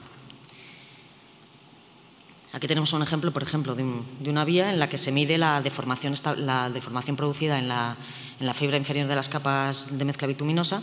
Entonces, en el primer caso podemos ver como el paso del camión, es decir, deformaciones mayores, y luego el paso del vehículo ligero de la camioneta, que va a provocar unas deformaciones menores.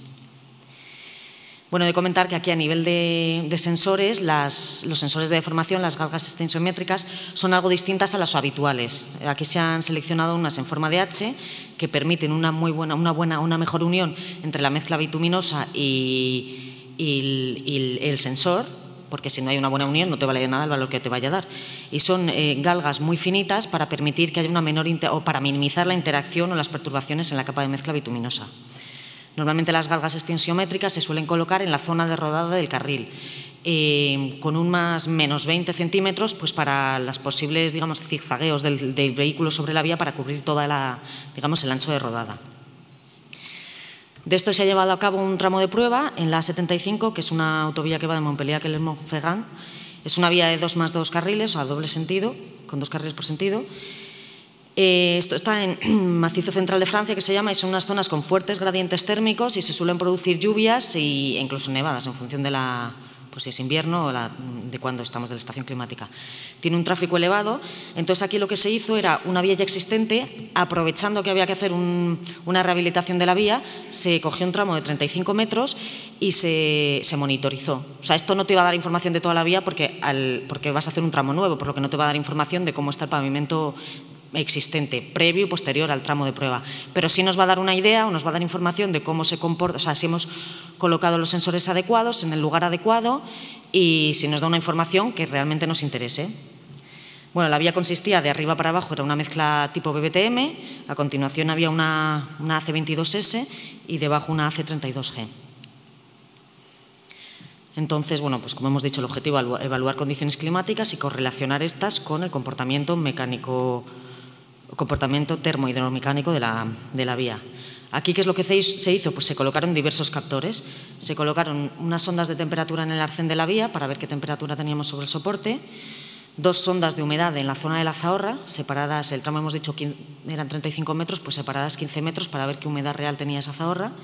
Y luego se pusieron una serie de sondas de deformación, tanto longitudinales como transversales, en la zona de rodada, en la capa base, o sea, entre la capa de rodadura y la intermedia, entre la intermedia y la base. Y, a su vez, se pusieron sondas de temperatura al lado, de tal manera que podemos ver el efecto de la deformación sobre las mezclas y a una temperatura conocida. Bueno, de esta obra estamos todavía o sea, la obra se hizo y estamos esperando datos. Bueno, tramo de prueba tenemos que evaluar los resultados obtenidos.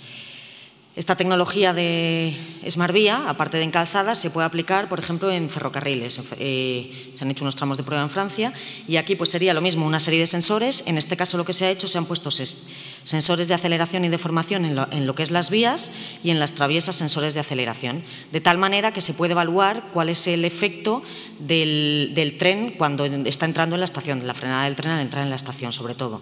También se puede evaluar el arranque, pero sobre todo el objetivo es ese. Y bueno, y luego en las capas inferiores se han puesto también una serie de sensores de temperatura, humedad y de deformación para ver cuál es el comportamiento de las mismas. Lo mismo es aplicable para el tranvía. Se pueden poner una serie de sensores, como aparece aquí, en función de las necesidades que se tenga, pues para evaluar el comportamiento de cómo se comporta, digamos, al paso de los tranvías. Una cuarta aplicación que he comentado antes era el tema de viabilidad invernal. Hemos hablado de calzadas para conocer a nivel de capacidad estructural, ¿vale? Antes hablábamos de flexiones, de IRI y de CRTs. Pues esto lo que te evaluaría es la capacidad estructural. Indirectamente el IRI en calzadas, porque sabemos que un mal IRI te puede ampliar el efecto de las cargas dinámicas, pero sobre todo temas estructurales. Entonces, esta cuarta aplicación sería en temas de viabilidad invernal. Se llama Smart Vía Crio y lo que se hace es instalar una serie de sensores de temperatura en la capa de mezcla, de tal manera que tú puedes tener un control de la temperatura que tú vas a tener en la mezcla en distintos puntos, no solo superficial, sino superficial y a distintos niveles establecidos en función de las mezclas que tú tengas y del interés que tú tengas. ¿Qué ventaja tiene esto? Pues que son mediciones, te da mediciones en continuo, es decir, tú puedes saber todo el rato mediante estos sensores, luego llevan los datos a una central de datos. Entonces puedes saber en continuo las temperaturas que tú tienes y esto no es necesario que tengas una carretera de nueva construcción, es decir, se puede hacer en calzadas ya existentes. Entonces, en función de las temperaturas que tú vayas teniendo, pues de cara a la vialidad invernal se decide cómo se va a actuar, dónde se va a actuar o se establecen prioridades. Esto se ha aplicado, por ejemplo, en la circunvalación de París y de momento está dando bastantes buenos resultados. Está todavía en tramo de prueba, o sea, en tramo de evaluación de ensayos, pero está funcionando muy bien. Entonces, bueno, pues como conclusión deciros que SmartVía es un nuevo concepto en la gestión de firmes, que el mundo se smartiza, por lo que tenemos que aplicarlo y sacarle las máximas ventajas a todos los niveles, y el nuestro es el de las carreteras. Esto te permite un sistema de auscultación en directo que te permite evaluar el comportamiento real de una vía y saber el tiempo de vida que va a tener. Y existen distintas variables, se puede aplicar en distintos tipos de sistemas, pues calzadas, ferrocarriles, en vialidad invernal, y seguro que hay otros tantos que no se han mencionado aquí en los que puede ser útil. Muchas gracias. Gracias, Nuria. Pues Fernando, cuando quieras. Muchas gracias, Maika. También, en primer lugar, agradecer tanto a la Asociación Española de la Carretera como a la Junta de Andalucía pues habernos invitado a participar de esta Semana de la Carretera. Y bien, la presentación que voy a realizar se compone de una estructura de 4 bloques fundamentales. Un primer apartado introductorio, donde hablaremos sobre los antecedentes que nos han llevado a la investigación que presento sobre el desarrollo de nuevos materiales. Después hablaremos en 2 bloques sobre los trabajos que estamos haciendo a día de hoy sobre el desarrollo de dichos nuevos materiales para pavimento y los pasos inminentes que tenemos en el corto plazo, con nuevos proyectos que ya tenemos adjudicados. Y finalmente, pues, a modo de síntesis, terminaremos con un apartado de conclusiones. A lo largo de los años no cabe duda que las carreteras han ido evolucionando hasta llegar a lo que podemos conocer o nombrar a día de hoy como las carreteras de 4ª generación o las carreteras o autovías sostenibles. El uso de materiales reciclados, las mezclas de baja temperatura, pavimentos descontaminantes, reductores de ruido. Pero no cabe duda, y se ha puesto de manifiesto durante esta semana, que la 5ª generación está empujando. Y hasta aquí, la carretera inteligente, la smartización, se ha venido hablando. Así, las carreteras, la infraestructura de carretera a día de hoy ya no solo se conciben como una infraestructura capaz de dar accesibilidad territorial de bienes y personas, sino que además se le pide un valor añadido. Se le pide que se optimice la inversión realizada y el espacio ocupado. De tal forma que lo que sí podemos decir que en los próximos años las necesidades socioeconómicas asociadas a la infraestructura de carretera pues van a cambiar.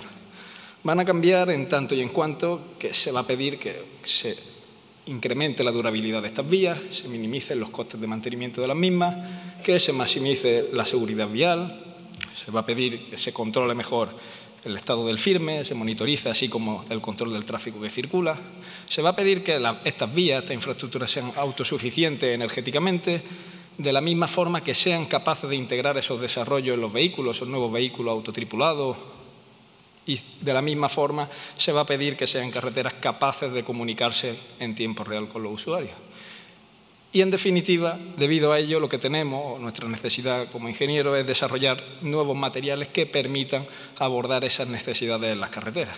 Así se están desarrollando, se están llevando a cabo proyectos de investigación que permiten o que están tratando de desarrollar una nueva generación de materiales inteligentes, entre los que destacan, pues ya hemos venido hablando, esos materiales autorreparables, materiales que mejoren la seguridad vial, materiales sensitivos, esos sensores que permitan sensorizar la carretera, materiales capaces de producir energía eléctrica, materiales capaces de permitir el guiado de vehículos y materiales con paneles integrados que permitan dar información. Así, a día de hoy nos encontramos con un reto muy importante en un futuro, que dicho futuro, como se ha venido hablando, va a llegar más pronto que tarde. Y por tanto es necesario empezar a trabajar ahora en dicho reto para que no nos coja con el pie cambiado y podamos dar función a esas necesidades que se van a requerir en un futuro. No obstante, dado la velocidad de avance de las técnicas en el sector, pues, si bien es verdad que esos avances materiales pues deben de cumplir una serie de requisitos, como son que dichos avances pues, sean lo menos invasibles en los materiales que tenemos tradicionalmente, que de la misma forma sean materiales que sean fáciles de ejecutar con las técnicas que disponemos a día de hoy en día y fáciles de instalar, y por supuesto pues, se les debe de pedir pues, que actúen de forma remota y a voluntad. Y en definitiva, y haciéndome dueño del lema de la jornada, pues tratar de explotar la tecnología que tenemos para terminar de tener unas carreteras pues, más eficientes y seguras. En este contexto, desde el Laboratorio de Ingeniería de la Construcción de la Universidad de Granada, pues llevamos ya casi 3 años trabajando en un proyecto que hemos titulado Asfalto o materiales asfálticos mecanomutables, y el cual me dispongo a presentar algunos de los resultados en el mismo. ¿Qué son los materiales asfálticos mecanomutables? Pues son unos materiales capaces de modificar sus propiedades mecánicas, sus respuestas mecánicas o de transmitir información a través de la acción de campos magnéticos. La concepción de estos materiales radica o tuvimos la idea a partir de otro tipo de materiales conocidos como fluidos magnetorreológicos, que son ampliamente utilizados en otros campos de la ciencia como la medicina o la ingeniería aeroespacial. Dichos fluidos se componen de una matriz, en este caso una matriz aceitosa, que es modificada con una serie de partículas magnetizables y que a través de la activación de campos magnéticos, dichos fluidos son capaces de modificar sus propiedades mecánicas, pasando de ser un fluido newtoniano a un material viscoelástico, y todo ello en reacciones de milésima de segundo y completamente reversible. En la imagen podemos observar cómo una gota de ese fluido, cuando se activa por un campo magnético, se transforma en una especie de puercoespín o algo así, y en cuanto desaparece el campo magnético vuelve a ser una gota del mismo aceite. Pues partiendo de ese concepto dijimos vamos a cambiar la matriz aceitosa por una matriz de betún y vamos a cambiar parte de esas partículas magnetizables por otro tipo de partículas magnéticas. En este caso, por ejemplo, el microscopio electrónico se ve la matriz de betún modificada ya con una de las partículas que son estables con el betún, en este caso polvo de hierro carbonilo de tamaño nano y micrométrico.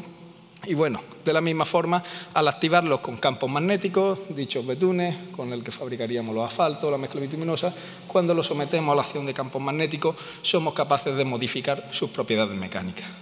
A modo de ejemplo, muestro algunos de los resultados obtenidos en estudios con un magnetorreómetro. Un magnetorreómetro es igual que un reómetro, solo que está compuesto de una bobina capaz de inducir un campo magnético sobre el material que vamos a ensayar. En este caso, el campo magnético puede ser variable, entre 0 y 430 militesla, y lo que hicimos fue ensayo de barrido de frecuencia a distintas temperaturas con diferentes matrices y modificaciones del betún.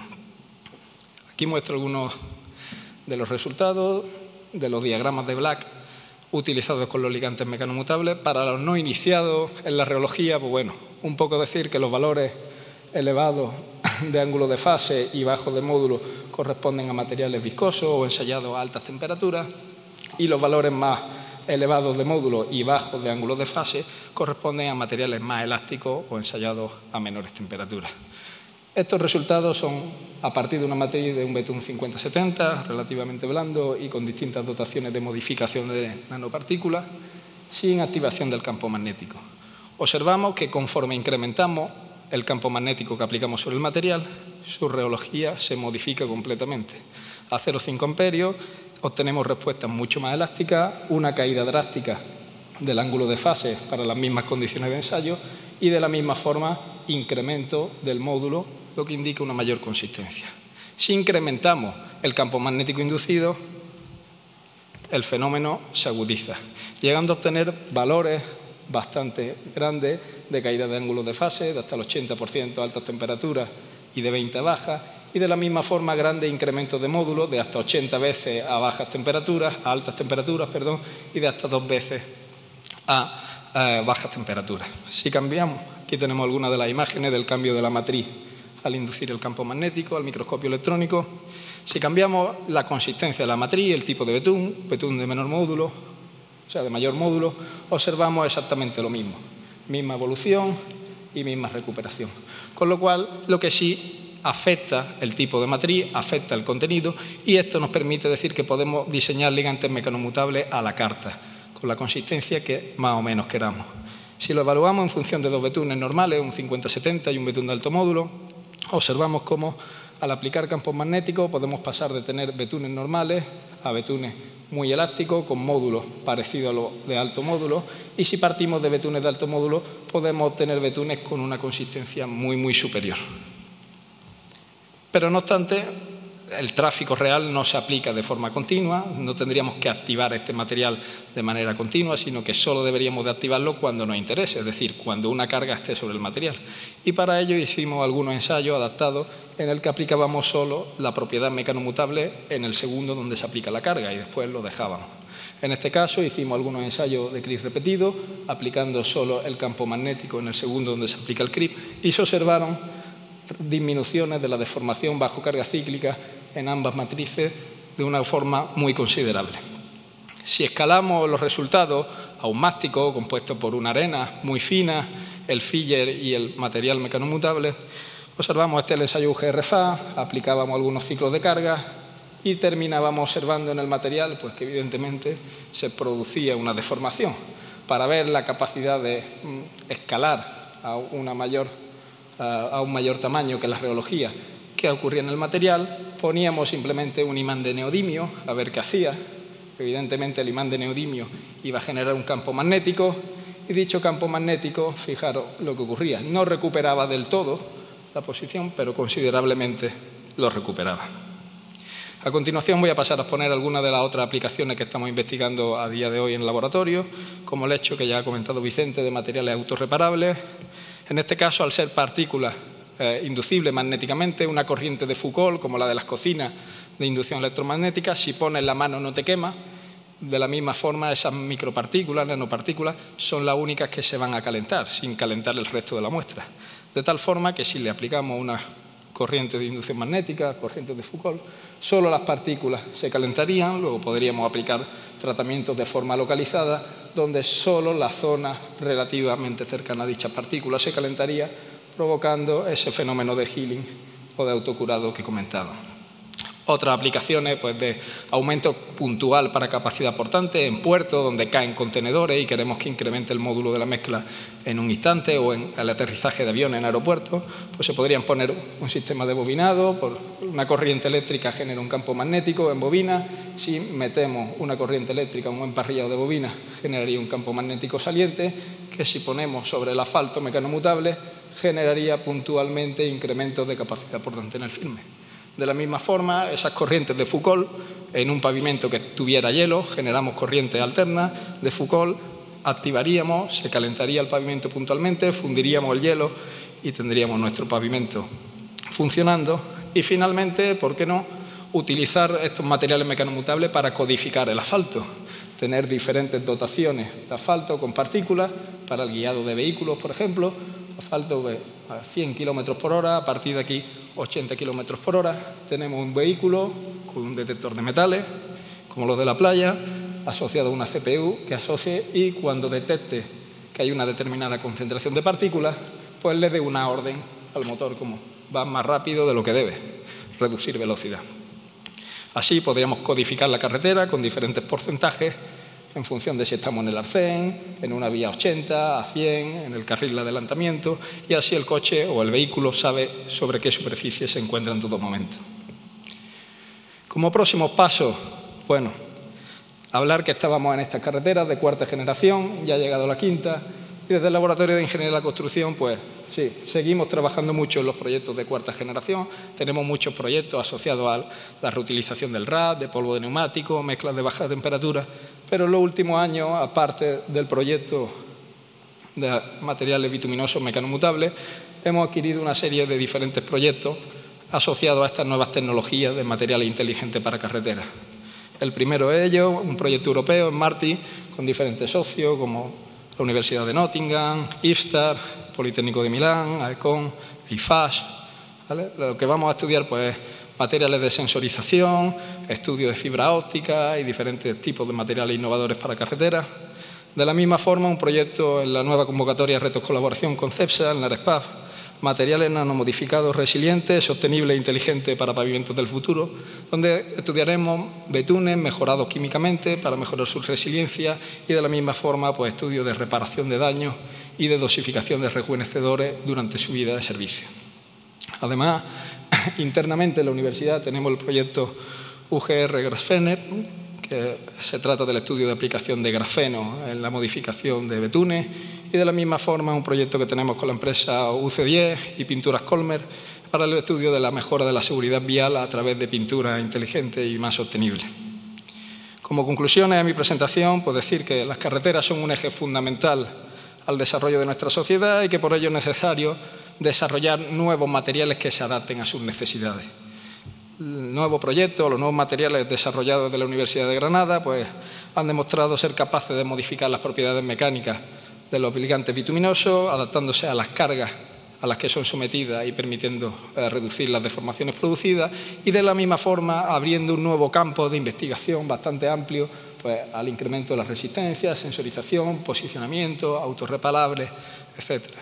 No quiero finalizar sin decir que aún necesitamos seguir trabajando en esas carreteras de cuarta generación para terminar de implantar esas tecnologías sostenibles de las que hablábamos, de las que hemos venido hablando, pero también decir que ya es hora de empezar a desarrollar nuevos materiales del futuro que se vayan a adaptar a esas necesidades de las carreteras. Muchas gracias por su atención.